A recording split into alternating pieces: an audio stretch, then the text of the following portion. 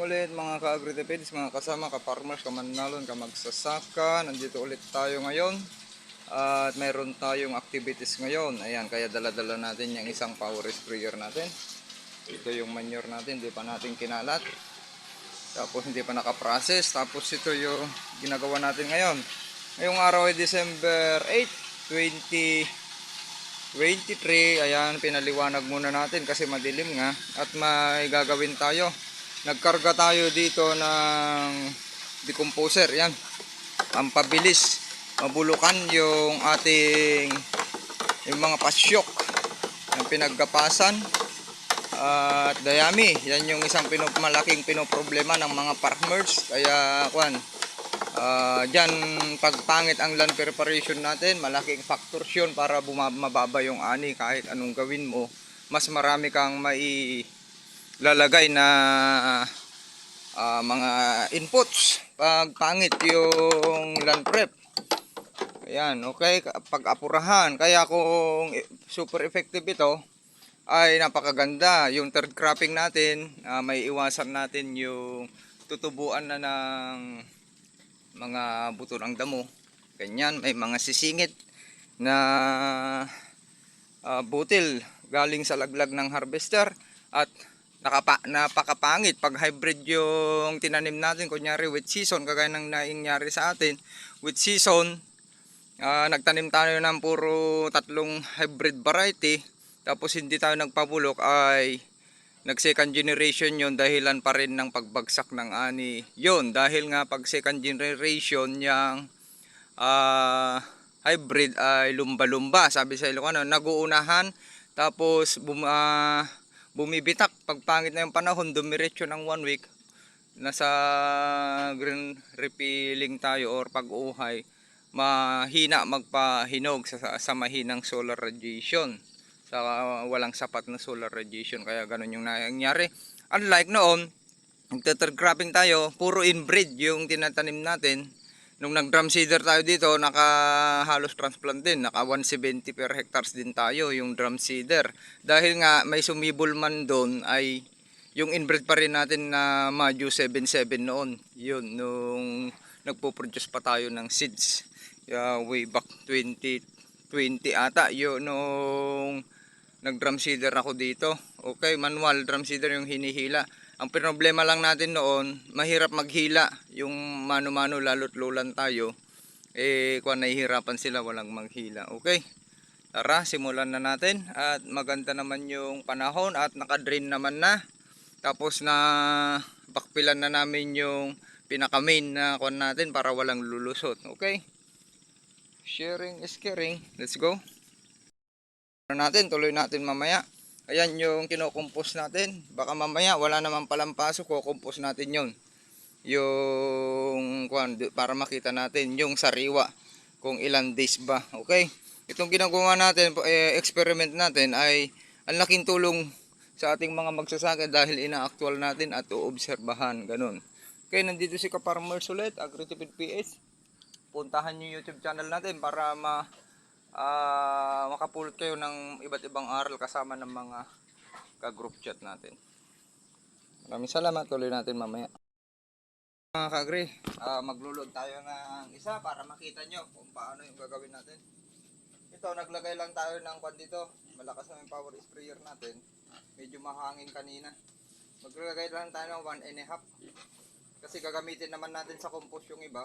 Diyan natin makikita kung super effective itong kahit hindi tutakip. Baka naman pwede na sa 1.5 ganun or 1 takip, makakalis tayo kasi sayang lang tayo ng gastos. Yan, 1.5 lang tayo hindi ko po pinuno yon kasi gagamitin natin sa compost natin yung iba, mauubusan tayo. Yung na-order lang kasi natin dadalawa. Yan, okay, kita nyo ba? Yan lang karga natin sa power sprayer natin at sama-sama natin obserbahan ito mga ka-agri, para hindi tayo nagtatsambahan. Kwentong barbero lang na kasabihan ng mga karamihan sa ating mga Pilipino. Ito yung natin dalawa. Kailangan may matira dito, kalahati pang compost natin. At nakadikit naman nanto yan sa compost. Okay, let's go. Kargahan na natin. maglalagay pa rin ako nito. Baka mayroong lalabas na mga buhangin para dire-diretso. Organic naman yan. Kahit ganun muna tayo magkuhan. Kasi maubos yung pawis natin. Manglihi na tayo mga ka-agri.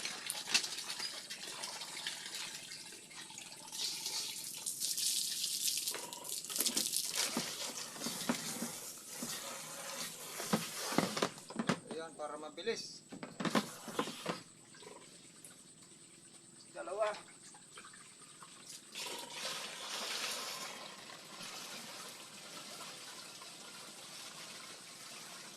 Ayan. Kung may buhangin yung kanyo, isalain nyo para walang hassle. Sa hassle, magbabara.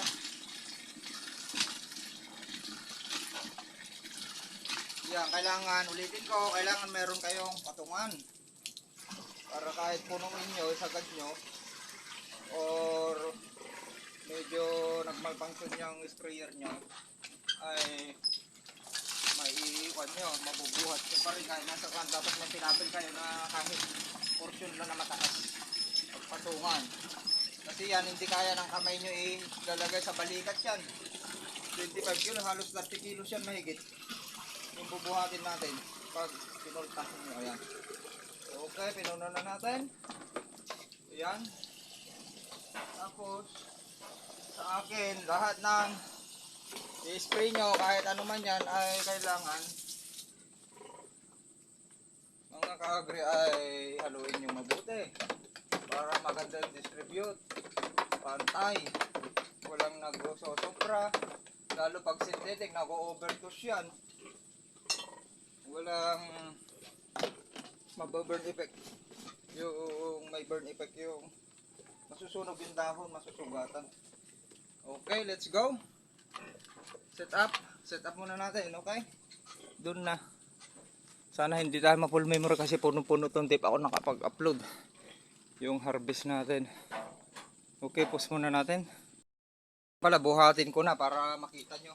Bali ito, maingay pa kasi yung clutch shoe ay napalitan. Ginagasgas pa natin kaya nakaalalay lang tayo. Hindi natin sinatagat.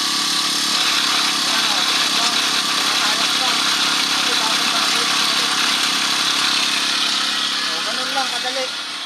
Okay? Ganun lang kung may patungan kayo. Pag nagsabay ang balikat natin magaan kahit anong bagay. Pag hindi magkasabay yan mabigat. Okay, let's go.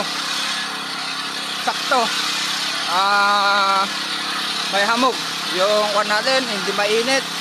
Okay lang na mag-spray na kahit ganyan yung panahon kasi wala na talaga pinatuyuan natin. Dito muna para makita nyo. Nandun si Pinsan James nagtatambak. Pinatambakan ko na yan. Gilid, okay. Dito muna para makita nyo. Sprayan natin yan. Itong kwan para makita nyo lang yung gagawin natin. Lapit natin. Natapos na natin yan. 2 pinitak sa isang load. Kaya nga sinabi ko mas matipid ito. Kaya para makita nyo lang. Lalay lang.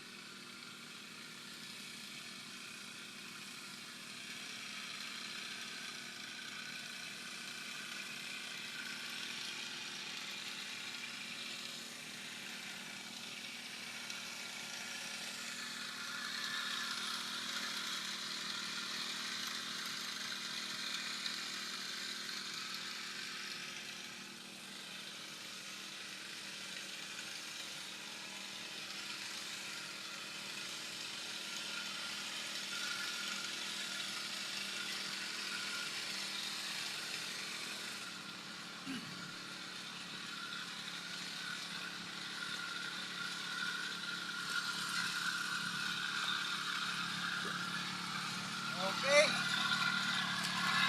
Ganun na lang mga kagre.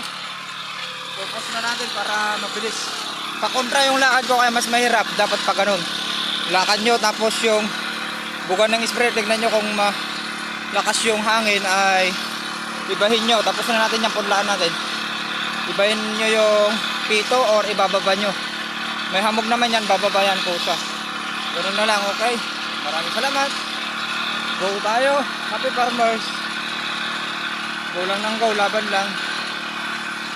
Bye bye. Okay mga kagre. Naka 4 loads na tayo. Kaya na konti. Sarap mag-exercise. Naka 4 loads na tayo.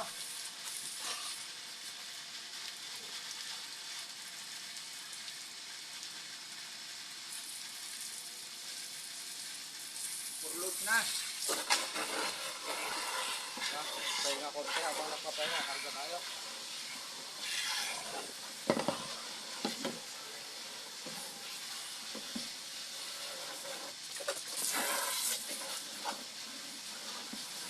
Yan. Para hindi gumalaw.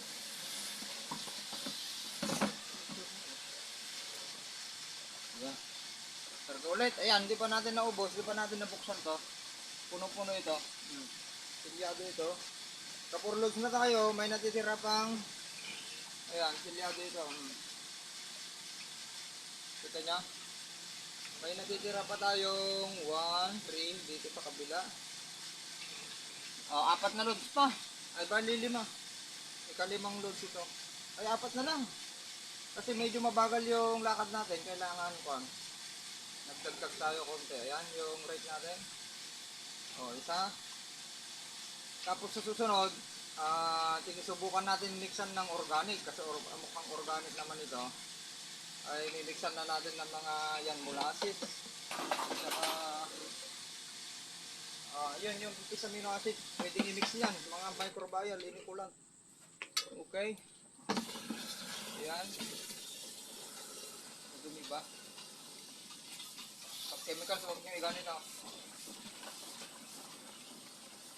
Mga kagre, panuorin nyo konti. Sama-sama, tulong-tulong, itaas ang ani at kita. Abangan nyo si Ka-Agri Defense. Balang araw mamamasyal Los Bimin, Luzon, Visayas and Mindanao para baka sakaling magkita-kita tayo at mapaganda pa yung pagkakaibigan natin. Para actual na makita natin yung mga sa kanya tulong-tulong tayo abutin ang malakas na ani sa tipid na pamamaraan na habang nagtitipid tayo tumataas yung ani ganon. Pinapaganda natin yung lupa natin. Meron tayong protocol na sa talagang wala ng budget pure organic natin pero hindi siya matatalo na pure organic nga pero hindi naman yung babagsak yung ani yung talagang makikita sa mataas na ani ay kailangan gastusan natin talaga, nakaready tayo sa gastos. Tatlong protocol sa mga chemicals naman, ibigay natin yung hilig ninyo na hindi kayo malulugi. Kung gusto nyo puro lason, sige, bigay natin yung hilig ninyo pero magdagdag kayo ng gastos talaga kasi mas alam naman natin mahal ang chemicals. Okay, let's go. Sharing is caring ulit. Yan, nakalo na natin. I-full tank na natin ito. Ayan. Tara ulit. Bumaba na yung strap natin. Taas natin konti. Ito yung mga ina-adjust nyo para hindi kayo nahihirapan. Kasi pag bumaba ito, ay nandito na, nakasayad na dito ninyo.